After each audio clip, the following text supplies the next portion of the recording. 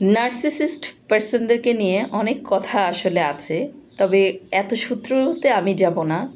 খুব সহজ করে বলতে চাই, আপনার জীবনে এমন একদল মানুষ আছে দেখবেন, যারা খুবই ক্যারিসমাটিক, যারা খুবই হাসি খুশি, প্রাণবন্ত, বাইরের মানুষের জন্য তারা খুবই ভালো। দেখবেন প্রত্যেকটা মানুষের কাছে ফেরেশতা তারা দান করছে, তারা খুব নামাজ পড়ছে, কিংবা তারা খুব ইবাদতে খুবই, মানে তারা তাদের ধর্মে, তাদের ইবাদতে তারা খুবই ফার্স্ট অ্যান্ড পারফেক্ট, এবং আশপাশের মানুষের কাছেও খুব ভালো। এবং অলওয়েজ একটা ভিকটিম কার্ড তারা প্লে করে। কিভাবে? ঘটনাটা করলো নিজে, প্রবলেমটা বাঁধালো নিজে, কিন্তু আপনি কেন রিয়্যাক্ট করলেন, আপনি কেন কষ্ট পেলেন, আপনি কেন এত ভাবলেন, আপনি কেন মাইন্ড করবেন, আপনার কেন এত চাহিদা, এই সব কিছু নিয়ে আপনাকে টার্গেট করে আপনাকে তারা এককেন্দ্রিকভাবে নিজে ভিকটিম সেজে আপনার ঘাড়ে সব দোষ চাপাবে। যত যাই হোক, মানে ঘটনাটা যেখান থেকেই ঘটুক না কেন, ঘুরে ফিরে সেই ব্যাপারটা আপনার ঘাড়ে এসে চাপবে। এবং এই মানুষগুলোর কোনো দোষ আপনি আর ধরতে পারবেন না। কেন জানেন?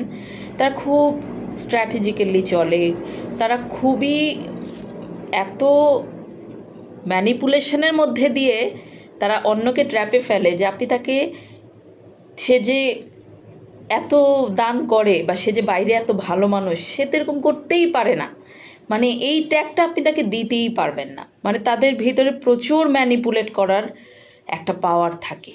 এবং সবচেয়ে বড় কথা হচ্ছে, ভিকটিম কার্ড প্লে করা ম্যানিপুলেশনের পাশাপাশি, ম্যানিপুলেশন বিষয়টা কি, মানে আমি আপনাকে একটা ট্র্যাপে ফেলে ফেলে আমার কাজটা শুধু আদায় করব, ট্র্যাপে ফেলে ফেলে, ইমোশনাল ট্র্যাপে ফেলে ফেলে আমি ওই বিষয়টাকে আমার দিকে আনবো, মানে আমার স্বার্থে আনবো। এবং ইমোশনাল ট্র্যাপে ফেলে মানুষটাকে একটা কয়েদের মধ্যে, কয়েদখানায় বন্দি রাখবো মানসিকভাবে, সেই মানুষটা যাতে আমারই সব কথা শুনতে বাধ্য হয়। এবং সেই মানুষটা নিজেকে শেষ করে দিবে, নিজেকে পুরো শেষ করে দিবে, কিন্তু সে শুধুই ভাববে যে না, আমি মনে হয় কোথাও দিয়ে ভুল করেছে, আমারই মনে হয় ভুল, আমি তার এই কাজটা কমপ্লিট করি। নিজে পড়ি মরি করে অবসেসড হয়ে, মানসিকভাবে অস্থির হয়ে, ডেসপারেটলি আপনি চেষ্টা করবেন তার জিনিসটা দেওয়ার জন্য, তাকে স্যাটিসফাই করার জন্য, তার মন মতো চলার জন্য, এবং তাকে যে কোনোভাবে ঠিক করার জন্য। ওই ঠিক করতে করতে করতে করতে করতে জীবনে আপনি সারাটা জীবন পার করার পরে আপনি আসলে একদিন আবিষ্কার করবেন যে এই সমস্ত মানুষ আসলে পরিবর্তন হয় না। এবং এই সমস্ত মানুষ শুধুই মানুষকে মাথায় বাড়ি দিয়ে খেতে পারে। এবং ওই বাড়ি দিয়ে খাওয়াটাও তারা এত আর্টিফিশিয়ালি এই কাজগুলো করে, আপনি সোজা ট্যাগ তাকে দিতে পারবেনও না। মানে ব্যাপারগুলো হয় কি, ধোঁয়াশার মধ্যে থাকে।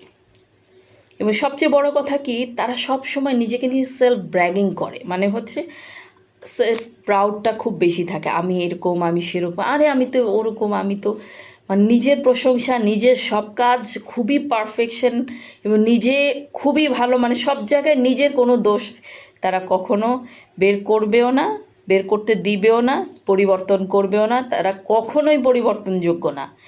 আপনি একটা মানুষকে চিনতে হলে, মানুষ চিনতে তো হয়ই, কারণ তার সাথে লেনদেন করতে গেলে এই যে সম্পর্ক, আমরা অনেক ধরনের সম্পর্ক, বন্ধু বান্ধবের সম্পর্ক, স্বামী স্ত্রীর সম্পর্ক, তারপর আত্মীয় স্বজনের ভিতরে সম্পর্ক, যা ভাবি সম্পর্ক, দেবর, সবার এক একটা রিলেশনশিপের মধ্যেই তো আমরা আসলে জীবনটাকে আসলে কেন্দ্রীভূত করি, তাই না? তো এই সম্পর্কগুলোর মধ্যে আপনাকে আবিষ্কার করে চিনে বুঝেই চলতে হবে। আপনি বারবার কষ্ট পাবেন, কিন্তু আপনার পরিবর্তন আপনি করবেন না, এমনটা তো হতে পারে না, তাই না? সব সময় শুধু আপনি কষ্টই পাবেন, সব সময় আপনি একই ভুলই করবেন, সব সময় আপনি অনেকে বলে আমি মানুষ চিনতে চাই না, বাট আপনি মানুষ চিনতে চাচ্ছেন না, তার মানে কি আপনি কষ্ট পেতে চাচ্ছেন? অনেকে বলেন আমার পার্সনটা, আমি যাকে অনেক ভালোবাসি বা যে আমার জীবনে আমার পার্টনার হিসেবে এসেছে, সে আমার সাথে এমন করে। যখন আপনি বুঝে নিলেন যে আপনার জীবনের এই যাত্রাটা বেশ কঠিন হয়ে উঠছে, কঠিন হয়ে গেল, বা এটা যেভাবে আমি ভেবেছি সেইভাবে আসলে হয়নি, তখন আপনাকে আপনার সর্বপ্রথম মানাতে হবে, আপনাকে আপনার সর্বপ্রথম গোছাতে হবে, যেই জায়গাটা আমরা করি না। এবং করি না বললেই অতিরিক্ত জটিল চিন্তার মধ্যে থাকি এবং অতিরিক্ত ট্রমাটাইজড মানে কি, আমার আগের প্রবলেমগুলো ক্লিয়ার হয়নি, তাই আমি এখন অল্পতে চটে যাই, অল্পতে মনে করি আমাকে কেউ ঠকাতে আসছে, আমাকে কেউ কষ্ট দিতে আসছে। আমার সাথে এরকমই হয়, আমি জন্ম থেকেই আল্লাহ মনে হয় আমাকে ভালোবাসেন না। মানে এই সবই কিন্তু ট্রমা বন্ড থেকেই আসে, কারণ আমার আগের জিনিসগুলোকে ইমোশনাল যে গিট্টুটা লেগে আছে, ইমোশনাল গিট্টুটাকে আমি খুলে দেইনি, আমি হিল করিনি। এইটাকেই আমরা হিলিং বলি, যে এটাকে প্রফেশনাল হিলিংয়ের মাধ্যমে ইমোশনাল মাস্টারি যে অনলাইন কোর্সটি আছে সেটাতে আমরা যে ইমোশনাল হিলিং করে থাকি। এবং 100% এই পর্যন্ত যারা আসলে সঠিকভাবে মন থেকে আন্তরিকভাবে এই কাউন্সেলিং কোর্সটা করে এসেছে গত 10 বছর থেকে, প্রত্যেকটা মানুষে আল্লাহর রহমতে উপকৃত হয়েছে। বাট সেটা তাকে মন থেকে, অন্তর থেকে নিজেকে চেঞ্জ করার ইচ্ছা নিয়ে। কারণ আপনার ভেতরে ধান্দা থাকবে যে আমি ওকে চেঞ্জ করতে চাচ্ছি, আমি ওকে নিয়ন্ত্রণ করতে চাচ্ছি, বা আমি ওকে একটু আমার হাতের মুঠোয় এই জিনিসটা আমি জিততে চাচ্ছি। আপনি যখন বলবেন যে আমি জিততে চাচ্ছি, তখন আপনি না ট্রমা থেকে, আপনার প্রবলেম থেকে আপনি কখনো বেরোতে পারবেন না। আপনি ওই যে জটিল চিন্তা, বারবার over thinking, over analysis, desperate হয়ে যাওয়া, মরিয়া হয়ে পড়া যে না আমার ওর সাথে কথা বলতে হবে, ও আমাকে পাত্তা দিচ্ছে না, আমাকে ভালোবাসছে না, তার মানে আমি মরে যেতে হবে, আমার আর বেঁচে থাকার কিছু নেই। এই যে আপনার নিঃশ্বাসটা ফুরিয়ে যায় একটা বিশেষ কিছুর জন্য, বিশেষ উপলক্ষ, বিশেষ মানুষ, বিশেষ জিনিসের কে কেন্দ্র করে আপনি যে নিঃশ্বাসটা ফুরিয়ে যাচ্ছে, আপনি দম বন্ধ হয়ে যাচ্ছে, তার মানে কি আপনি আপনার নিজেকে কখনো শক্ত করতে পারেননি, আপনি আপনার নিজেকে কখনো প্রস্তুত করতে পারেননি। আপনি যদি জানেন, আপনি ধরলেন আপনি আপনার বাসায় একটা মেইড, আপনার বাসায় একটা কাজের মানুষ আপনি অ্যাপয়েন্ট করেছেন, বা আপনি আপনার অফিসে একটা কাজের মানুষ অ্যাপয়েন্ট করেছেন, তাকে আপনার চালাতে হবে, সে যেমনই হোক। তো সেই জায়গায় কি আপনি হাল ছেড়ে দিবেন, নাকি আপনি হালটা ধরবেন এবং নিজের স্ট্র্যাটেজিগুলো আপনি আসলে সুন্দরভাবে সেট করে সেইভাবে আপনি আগাবেন?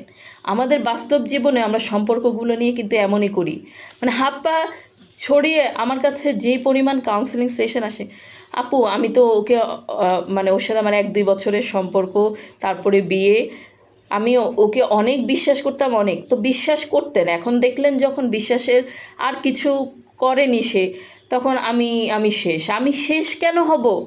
আমি যখন দেখছি মানুষটা আর বিশ্বাসের যোগ্য না, বা বিশ্বাসের এমন কিছু করেনি, তখন আমাকে কিন্তু চুজ করতে হবে যে এখন যেহেতু এইটাই আমার লাইফ প্যাটার্ন, এই জিনিসটাকে আমি আর আমার অতিরিক্ত বিশ্বাসের ব্যবহার করার প্রয়োজন নেই। অতিরিক্ত এফোর্ট যেটা আমি তাকে দিয়ে মনে করছি আমি চেঞ্জ করতে পারবো, এটা তো স্বভাব, এটা তো পারিবারিক শিক্ষা, এটা তো মোরালিটির শিক্ষা। এটা আপনি কিভাবে পরিবর্তন করবেন একটা 35, 36, 37, 38 বছর কিংবা 30 বছরের একটা মানুষকে? আপনি বলেন তো আমাকে। সামটাইমস আমরা আমাদের সন্তানদেরকেই পরিবর্তন করতে পারি না, আমরা নিজেরাই তো কারো না কারো সন্তান। এখন আমরা নিজেরাও কি আমাদের মা বাবার মতো? তাহলে এই যে আমরা একটা মরিয়া, এটাকেই আমি ডেসপারেট ভাব বলছি, এটাকেই আমি বলছি যে নিজেকে সংবরণ করতে না পারা, আপনি ওই নিঃশ্বাসটা ফুরিয়ে যাওয়া, আপনার ভেতরে যে একটা মরিয়া ভাব চলে আসা, এবং আপনি হাল ছেড়ে দিয়ে যে আমি বাঁচতে পারছি, আমি মানতেই পারবো না, আমি বাঁচতেই পারবো না, আমি এটা ছাড়া চলতেই পারবো না। জীবন মানেই কোনো কিছুই আপনার কাছে, আপনার নিজের জীবনটাই তো আপনার কাছে পার্মানেন্ট না। আপনার মৃত্যু অনিবার্য, সেটা যেভাবেই হোক, একটা বয়স পরে হোক, একটা সময় পরে হোক, একটা কারণে হোক, একটা সিচুয়েশন দিয়ে হোক, আপনার মৃত্যু তো অনিবার্য। জন্ম যেমন অনিবার্য, মৃত্যুও তেমন অনিবার্য। তো সেই জায়গাটায় আপনি কিভাবে ভাবেন যে পৃথিবীর সব কিছু আপনার মতো একেবারে ক্রিস্টাল ক্লিয়ার এবং সব কিছু আপনার মন মতো হবে? এবং এই ইমোশনাল গিট্টুগুলোকে আমি কেন বাংলা ভাষায় ইমোশনাল গিট্টু বলছি, কারণ এটাকে আসলে সাইকোলজিক্যাল ভাষায় আসলে বলে ইমোশনাল ব্লক। কাউন্সিলিং, আমাদের প্রফেশনাল কাউন্সিলিংয়ের ভাষায় বলে emotional block, emotional burn out, emotional disorder, emotional breakdown. এবং মানুষটা আসলে ট্রমা বন্ড একটা ইস্যুসে আছে, তার অ্যাটাচমেন্ট স্টাইলিশ কিছু প্রবলেম আছে। যেমন হচ্ছে অ্যাটাচমেন্ট স্টাইল বলতে আমরা এক একজনের সম্পর্কে এবং আমাদের যে ছোটোবেলা থেকে বিভিন্ন সম্পর্কের সাথে আমাদের যে অ্যাটাচমেন্ট, সেই জায়গাগুলো আসলে প্যাটার্নটা কেমন, আমাদের ইমোশনাল প্যাটার্নটা কেমন, আমাদের সাইকোলজিক্যাল প্যাটার্নটা কেমন, সেইটাকে মিন করছে। এবং সেটা যদি আপনি হিল করে আপনি এটাকে প্রিপেয়ার করে গুছিয়ে আনতে না পারেন প্রফেশনাল কাউন্সেলিংয়ের মাধ্যমে, আপনি কখনো আসলে উঠে আসতে পারবেন না। এবং ভিকটিম কার্ড প্লে করে আসলে এই পৃথিবীতে অভিমান করে, ভিকটিম কার্ড প্লে করে, দুঃখ করে, কান্না করে কোনো লাভ নেই। পৃথিবী কেউ আপনার এই কান্নার ভাগ নেবে না এবং কেউ আপনার এটা সলভ করবে না। সো আপনাকে দিন শেষে হেরে হলেও, শিখে হলেও জিততে হবে, নিজের জন্য দাঁড়াতে হবে, নিজের জন্য ঘুরে দাঁড়াতে হবে, নিজের জন্য ফাইট করতে হবে, নিজের জন্য বাঁচতে হবে, রবের জন্য বাঁচতে হবে, অনেক কিছু করে যেতে হবে। এবং এই করাটা কোনো মানুষের কারণে যাতে বন্ধ না হয়, এই এই বাঁচাটা কোনো মানুষকে কেন্দ্র করে যাতে না হয়, এবং এই টিকে থাকাটা শুধুই যাতে নিজের, আপনার রব আপনাকে সম্মানিত করে পাঠিয়েছে, আপনার বাবা মা আপনাকে কষ্ট করে লালন পালন করেছে, আর আপনি কি না একটা সার্টেন মোমেন্টে এসে কিছু একটা আপনার হলো না, আপনি সব গিভ আপ করে দিলেন, আপনার মন মতো কোথাও চান্স পেলেন না, সব গিভ আপ করে দিবেন কেন? এত এত ঠুনকো কেন আপনার জীবনবোধ? তাহলে সেখানেই কি ওয়ার্ক করা উচিত না? মানুষ তো শিখে গ্রো হয়। শিখে যদি আপনি বড় কিছু হতে পারেন, শিখে যদি আপনি ইমোশনালভাবে নিজেকে গুছিয়ে যদি আপনি ভালোভাবে নিজেকে টিকিয়ে রাখতে পারেন, তো টিকে থাকাটাই তো আসলে জীবনের জন্য আপনার একমাত্র চাওয়া, তাই না? যে আমি টিকে থাকতে চাই, আমি সারভাইভ করতে চাই, আমি ভালো থাকতে চাই।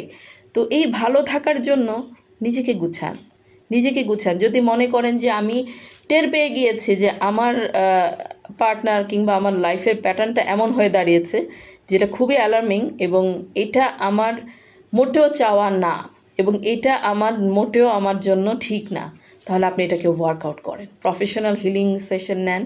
আমাদের ইমোশনাল মাস্টারি কোর্সটা তো আছেই। তারপর আমি আপনাকে বলবো, কোথাও কোনো জোর নেই, পৃথিবীটা পুরোই ওপেন, আপনি যাকে ভালো লাগে তার থেকে নেন।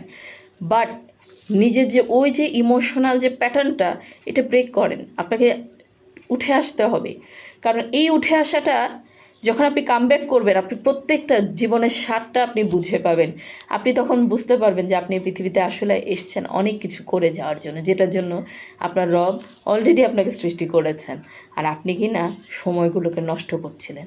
আর পার্টনার খারাপ হলে আপনাকে অবশ্যই নিজের শক্তিটা বেশি বাড়াতে হবে, কারণ তখন আপনার টিকে থাকার প্রস্তুতিটা এবং সারভাইভ করার জন্য, ফাইট করার জন্য যে প্রস্তুতিটা, সেটা কিন্তু খুব জোরালো হতে হবে।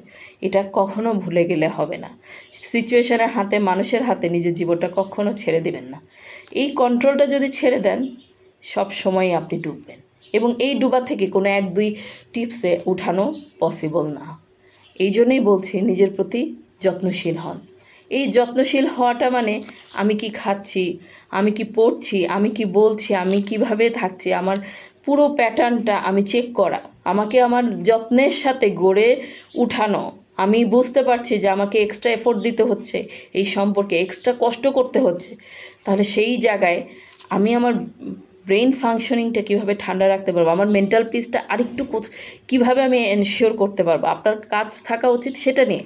কিন্তু আপনি দেখেন আপনি আপনার সময়গুলো কিভাবে দিচ্ছেন। So check yourself and take care of yourself.